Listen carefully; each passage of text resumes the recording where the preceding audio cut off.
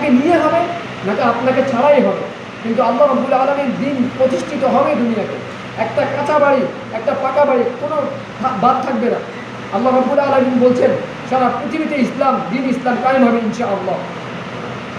তো প্রিয় ভাই, দোস্ত, বুজুর্গ, আমার মেসেজ হচ্ছে, আমরা যাই করি না কেন, আমরা নামাজের দিকে সময় ব্যয় করি, আমরা আল্লাহর দিকে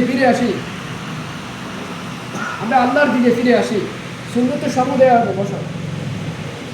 এমনকি আল্লাহ সুবহানাহু ওয়া তাআলা আমাদেরকে যে কথাগুলো বলছে নবী মুহাম্মদ সাল্লাল্লাহু আলাইহি সাল্লামের মাধ্যমে, সেই কথাগুলো আমরা মেনে চলি। আরে আপনি তাকওয়া অর্জন করেন, তাকওয়া অনেক বিশাল আমল। আল্লাহর ভয়, তাকওয়া অর্থ আল্লাহর ভয়, আল্লাহকে ভয় করেন ভাই।